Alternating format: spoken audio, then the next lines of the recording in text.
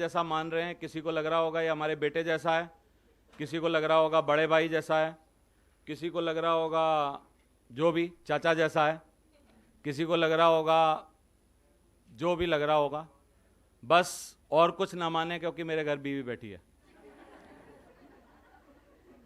सही है? उसने बोला है कोटा में बच के रहना,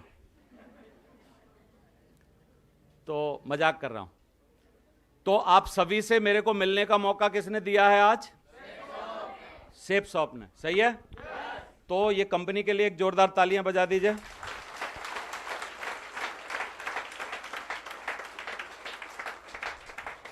और आप सभी टाइगर्स और टाइग्रेसेस जो भी यहां बैठे हैं, आप सभी का स्वागत है। एक बात लिखी है कि stress is desert spelled backward, यानी स्ट्रेस की स्पेलिंग को पीछे से लिख दो सेम की सेम, तो वो डेजर्ट यानी मिठाई बन जाती है। सही है? तो इस बात से मैं आपको ये बताना चाहता हूं, ऑप्शन दोनों हैं हमारे पास कि हम उस स्पेलिंग को सेम एडजस्ट करके हमेशा जिंदगी भर स्ट्रेस में रहें, या हम उसी स्पेलिंग को पलट दें अपने डिसीजन से और जिंदगी को मीठी कर लें। कितने लोग मानते हैं? दोनों बातें हैं हमारे पास। जिंदगी भर अगर हम गलत डिसीजन लें, सोशल मीडिया पे बने रहें, फालतू चक्करों में पड़े रहें, वो जो पड़ोसी का पैर टूटा था थोड़ी देर पहले, उसका 3 दिन तक प्लास्टर बंधवाते रहें और उसके साथ घूमते रहें, तो जिंदगी हमारी जीवन भर स्ट्रेस में होगी। लेकिन अगर हम डिसीजन बदल लें, थोड़ा सा अच्छे निर्णय लें, सीरियस हो जाएं, तो हमारी जिंदगी बहुत ही स्वादिष्ट और मीठी डेजर्ट के जैसी हो सकती है, जैसे मैं गुलाब जामुन का नाम ले रहा था अभी। है ना? समझ में आ रहा है आपको? तो आगे बढ़ें। तो अभी मैं आपसे एक परमिशन लेना चाहता हूं, अगर आप दे दें मेरे को तो बोलो दे देंगे। सारे नहीं बोल रहे हैं। कई चेहरे देख के मेरे को लग रहा है कि उनसे किडनी मांग ली हो, वो सोच रहे हैं कि भाई साले को दें भी कि ना दें। ऐसे लग रहा है उनको किडनी मांग ली। मैं परमिशन मांग रहा हूं भाई, फ्री की होती है, इसमें देने में कोई दिक्कत नहीं है। कितने लोग बोलते हैं दे दी, चलो यार दे दो। पूछ तो लो परमिशन क्या है। परमिशन ये है कि आपसे सिर्फ मीठी मीठी बातें की जाएं गुलाब जामुन जैसी और पेस्ट्री केक जैसी इस महिला के पास जो है, या थोड़ी कड़वी बातें की जाएं।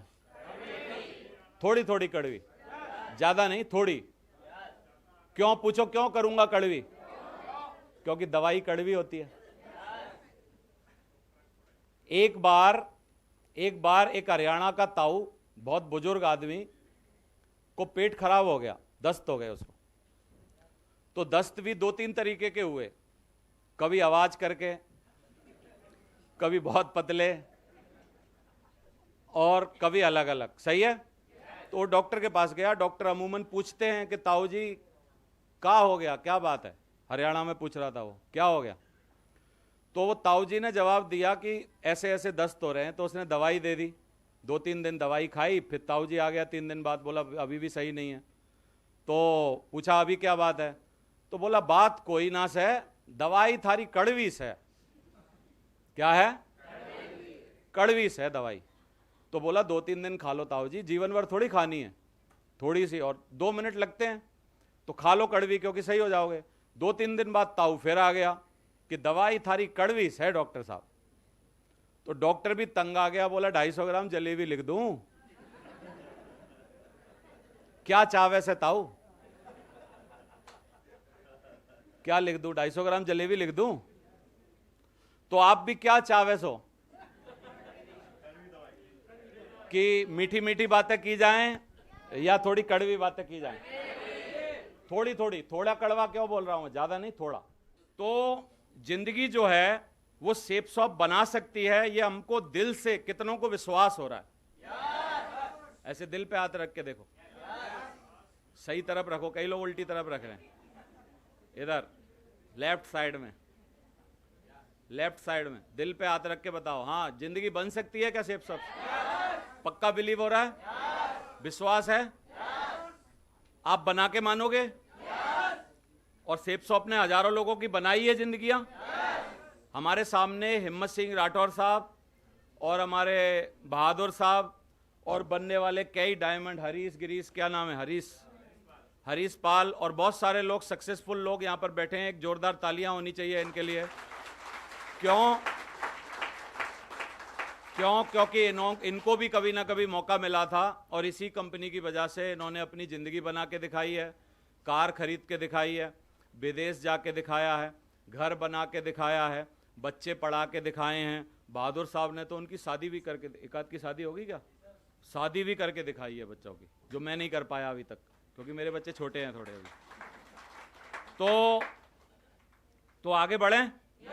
हमारी कंपनी के ये 5 डायरेक्टर हैं साथियों, दिल्ली में रहते हैं सारे लोग और बहुत विजनरी, बहुत ही अच्छे लोग हैं। ये हमारा हेड ऑफिस है और भारत सरकार के नियम कानूनों के हिसाब से हम लोग काम करते हैं। कोई भी अपने मन में ये ना सोचे कि ये फ्रॉड कर रहे हैं, फंसा रहे हैं, बर्बाद कर रहे हैं, ऐसा हो जाएगा, वैसा हो जाएगा। क्योंकि हम सारे लोग जितने इस हॉल में बैठे हैं, हमको किसी और ने जेल में नहीं डाला है, हमने अपने विचारों की जेल में खुद को डाल रखा है।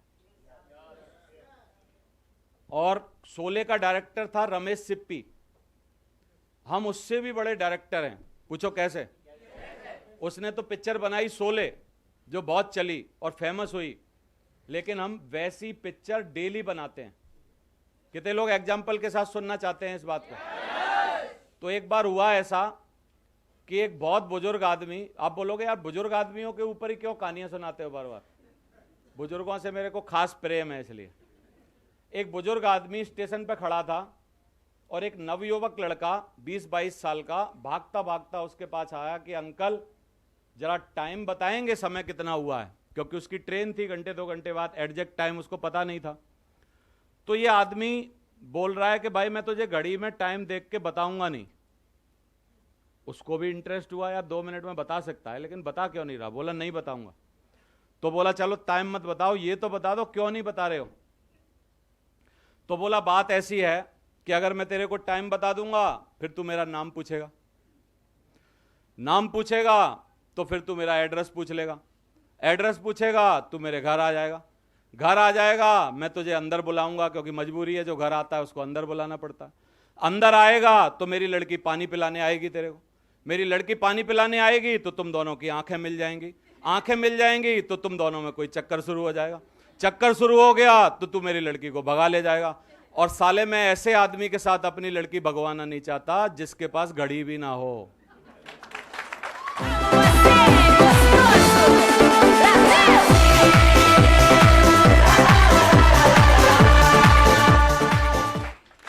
क्या बात समझे इस बात से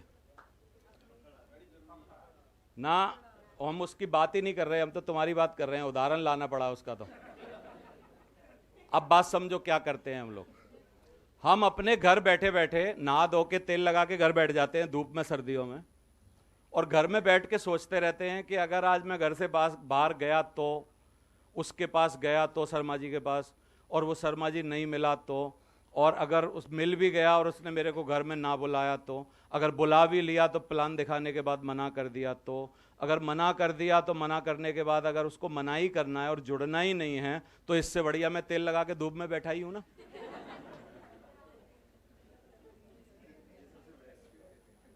कितने लोगों को मेरी बात समझ में आ रही है? एक बाप अपने बेटे से बोल रहा था कि बेटा कुछ पढ़ लिख लिया कर।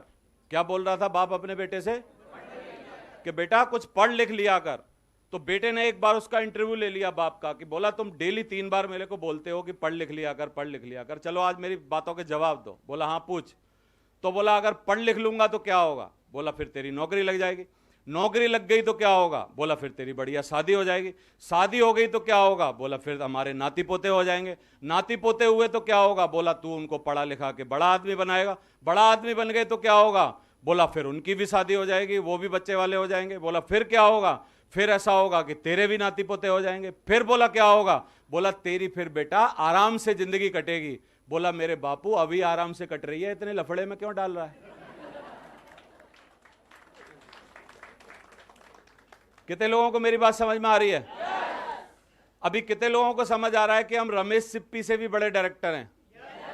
क्यों?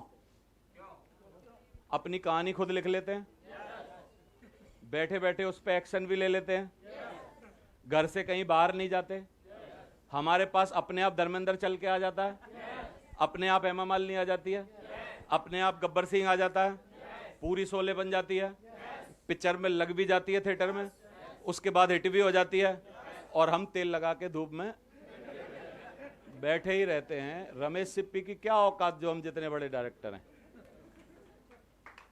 क्यों जी? कितने लोगों को मेरी बात समझ में आई जो मैं कहना चाह रहा हूं आपको? दुनिया में मजा इस बात में नहीं है, मेरी बात को बहुत ध्यान से सुनिए, मजा इस बात में नहीं है कि आपने क्या पाया। बहुत ध्यान से सुनिए, मजा इस बात में नहीं है कि आपने क्या पाया, मजा इस बात में है कि कितना लंबा समय देके कितना तजुर्बा लेके पाया। मजा असली उस तजुर्बे में है एक्चुअली। सही है? अब इसका भी उदाहरण देना पड़ेगा क्योंकि बिना उदाहरण के आप समझते नहीं। इसका उदाहरण ऐसे है कि जिस नए लड़के की शादी होने वाली है, मान लो 25 साल की उम्र में, या थोड़ा आजकल लेट करते हैं, मान लो 29 साल की उम्र में लड़के की शादी होने वाली, तो 20, 25, 50 दिन पहले से आदमी डेली जहां भी बैठा होगा क्या अरमान चल रहे होंगे मन में, बताना नहीं लेकिन समझ सकते हो आप सारे लोग, चल रहे होंगे ना?